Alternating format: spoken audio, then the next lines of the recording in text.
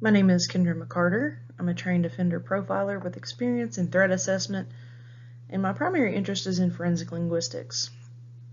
Our training today will look at one of the more underappreciated elements of criminology for everyday practitioners in an understanding of the victim in criminal investigations. Forensic victimology is a scientific study of the psychological effects of crime and the relationship between victims and offenders. It looks at victim patterns and tendencies in an effort to contribute to the investigation.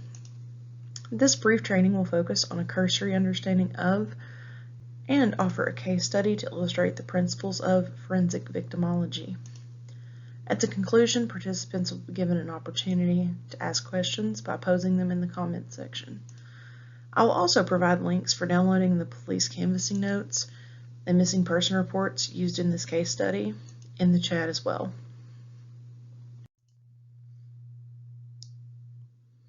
This training will begin with a cursory look at the definition of victimology, turning then to its purpose, the philosophical perspective behind it, its rationale, and conclude with a case study that looks at the victims of the West Memphis 3 murders in 1993.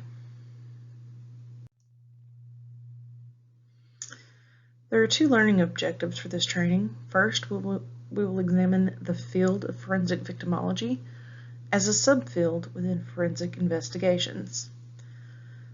Second, we will then identify the situational, psychological, and lifestyle aspects of victimology in a victim case study.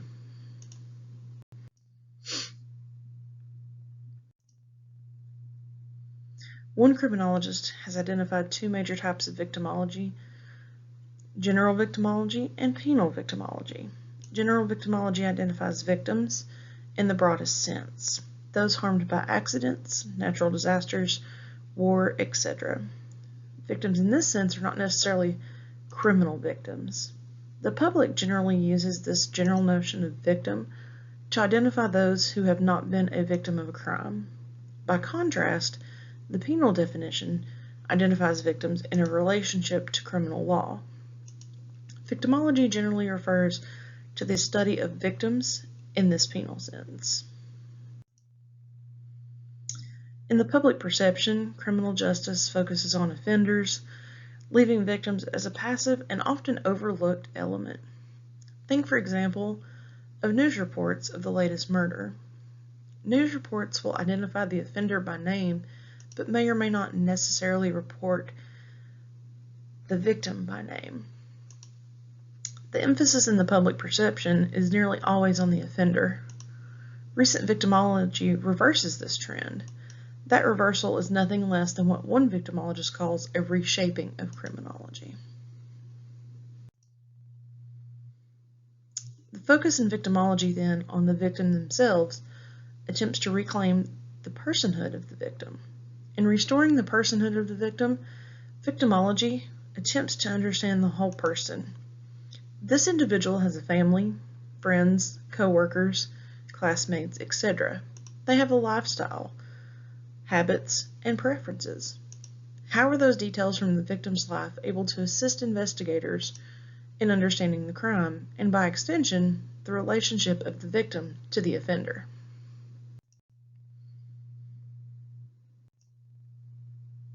Victimology, as you can see, is an applied investigative science. Victimology has a number of purposes listed on the left of the frame that assist investigators in establishing a relationship of the victim, the offender, and the crime itself, what criminologists refer to as the crime triangle. That can be found on the right of the frame.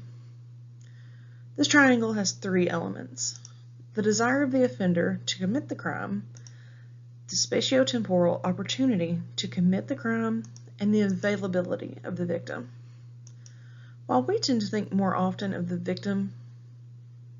offender profiling that develops from the crime scene analysis, victim analysis, or what I am calling here forensic victimology, can assist in understanding a key element of the crime triangle.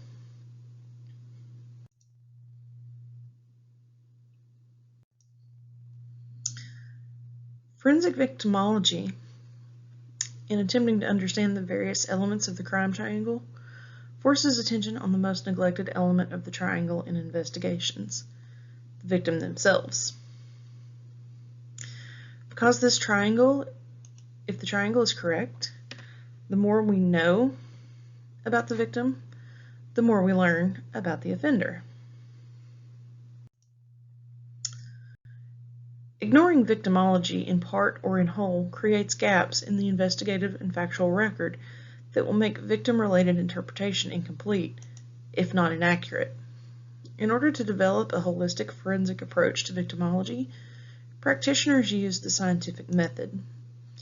The scientific method begins with observations about 3 elements of the triangle and asks questions of those elements. In victimology, it's who is the victim? What details from the victim's life can aid investigators in understanding the crime and the offender? What elements of the victim's life may have aided the offender in targeting the victim for this crime? Can we rule out any elements of the victim's life as a contributing factor? In identifying those elements, what do we in turn learn of the offender?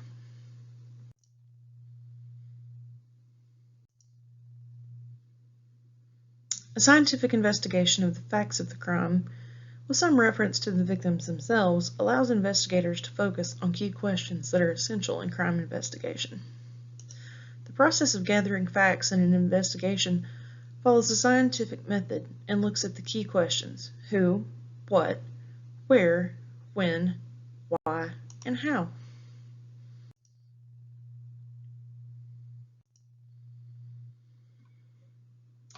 On May 5, 1993, 8-year-old boys Stevie Branch, Michael Moore, and Christopher Byers were reported missing in West Memphis, Arkansas. The first report to the police was made by Byers' adoptive father, John Mark Byers, around 7 p.m. The boys were allegedly last seen together by 3 neighbors, who in affidavits told of seeing them playing together around 6:30. They disappeared, and seeing Terry Hobbs, Stevie Branch's stepfather, called them to come home. Initial police searches made that night were limited. Friends and neighbors also conducted a search that night, which included a cursory visit to the location where the bodies were later found. A more thorough police search for the boys began around 8 o'clock on May 6th, led by the Crittenden County Search and Rescue personnel. Searchers canvassed all of West Memphis, but focused primarily on Robin Hood Hills, where the boys were reported last to be seen. Despite a shoulder-to-shoulder search of Robin Hood Hills by human chain, searchers found no sign of the missing boys. Around 1:45, juvenile patrol officers spotted a boy's black shoe floating in the muddy creek that led to a major drainage canal in Robin Hood Hills. A subsequent search of the ditch revealed the bodies of the 3 boys. They had all 3 been stripped naked, were hogtied with their own shoelaces, their right ankles were tied to their right wrists behind their backs. The same had been done with their left arms and left legs. Their clothing was found in the creek. Some of it was twisted around sticks that had been thrust into the muddy ditch bed. The clothes were turned inside out. 2 pairs of the boys' underwear have never been found, and Christopher Byers had lacerations to various parts of his body, as well as mutilation to his scrotum and penis.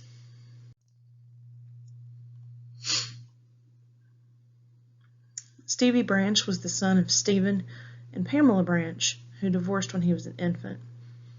His mother was awarded custody and later married Terry Hobbs. Stevie was 8 years old, 4 feet tall, weighed 65 pounds, and had blonde hair. He was last seen wearing blue jeans and a white t-shirt, riding a black and red bicycle. He was an honor student. He lived with his mother, Pam Hobbs, and his stepfather, Terry Hobbs, and his 4.5-year-old sister, Amanda. Christopher Mark Byers was born to Melissa DeFur and Ricky Murray. His parents divorced when he was 4 years old. Shortly afterward, his mother married John Mark Byers, who adopted him. Byers was 8 years old, 4 feet tall, weighed 52 pounds, had light brown hair, and was last seen wearing blue jeans, dark shoes, and a white long-sleeve shirt. He lived with his mother, Sharon Melissa Byers, and his adoptive father, John Mark Byers, and his stepbrother, Sean Ryan Clark. Michael Moore was the son of Todd and Dana Moore. He was 8 years old, 4 feet tall, weighed 55 pounds, and had brown hair. He was last seen wearing blue jeans, a blue Boy Scouts of America shirt, and an orange and blue Boy Scout hat, riding a light green bicycle. He enjoyed wearing his Boy Scout uniform even when he was not at meetings. He was considered the leader of the three, and he lived with his parents and his 9-year-old sister, Dawn. Criminal psychogeography looks at the victim's community, the connections between space and time in the victim's activities just prior to and leading into the crime itself. In this case, criminal psychogeography will look at both the quantitative measurements of distance the boys and the offender traveled to the crime location in Robin Hood Hills. It will also look at the qualitative efforts to understand the actions of the boys in the afternoon of the murder. When combined with the other elements of the crime scene analysis, offender profiling, and forensic victimology attempts to understand the actions of the three boys and their relationships between one another, their families, and the wider community. The following slide contains a brief 3-minute video that explores the psychogeography of the three victims. May 1993, 3 8-year-old boys went missing from their neighbourhood in West Memphis. Their bodies were found the next day, submerged in water in a ditch in the Robin Hood Woods. These are their last known movements before they disappeared. The neighbourhood was small, and Michael, Chris and Stevie all lived within walking distance of the school. At 2:55 p.m, the school day ended at Weaver Elementary. Michael walks home and sees his sister Dawn, while Stevie walks home with mum Pam Hobbs and 4-year-old sister Amanda. Chris was due home right after school but is MIA.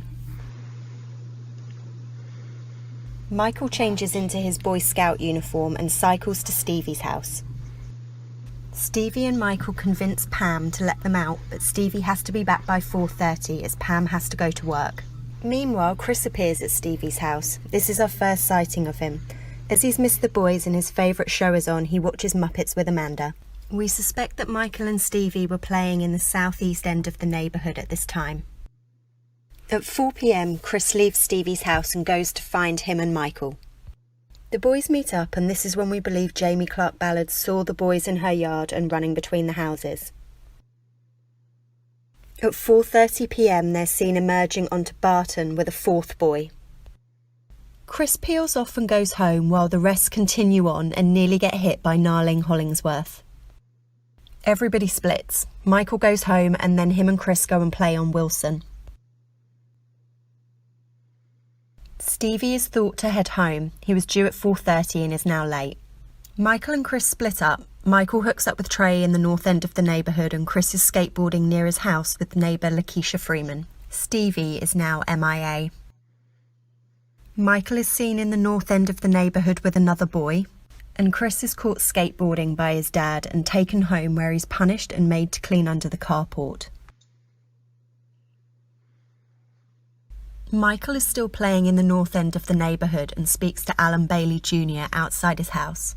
Alan said Michael was with another boy in red shorts and that he said he was going to get Chris. During this time, Michael and Stevie meet up and are seen by Ben Crafton and neighbour Jamie going up Wilson together towards the woods.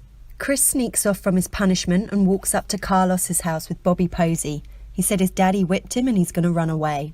Carlos tells Chris he's seen his friends by the woods, so Chris leaves towards Goodwin to find them. The three boys finally meet up at the top of 14th. Dana Moore sees all three of them together cycling back towards the woods. They play in the woods and towards the Mayfair apartments before it's believed they cross the Pike Bridge. The next day, all three were found.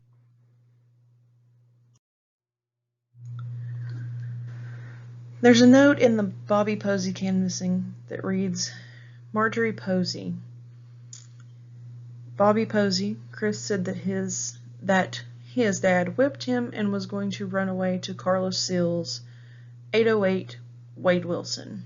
Chris left and Dad came to door and asked Carlos where Chris on Goodwin, and Dad stated going to have to whip him again Bobby went to Carlos's house and stayed till 8 p.m. Did the encounter actually happen at the address listed? And what role did the attitude of the parents play toward the boys in the events that afternoon? We have confirmed sighting of Michael and Stevie off Goodwin at the entrance of Robin Hood Hills between 5:30 and 6 p.m. and a perfect description of their bikes. Chris is at Carlos Sill's house at the same time as late as 6 o'clock, and then the boys are not together as a group. The last sighting for all the boys back together is at 6:30, not 6:45 as the prosecution stated at trial. They crossed the Pipe Bridge into Robin Hood Hills at around 6:45. They've been together as a party of 3 for less than 45 minutes.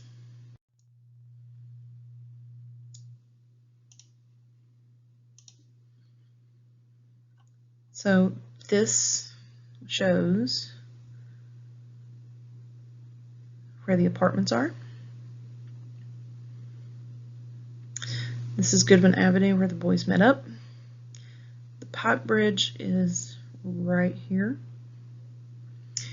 And I have used the same colors that were used in the video.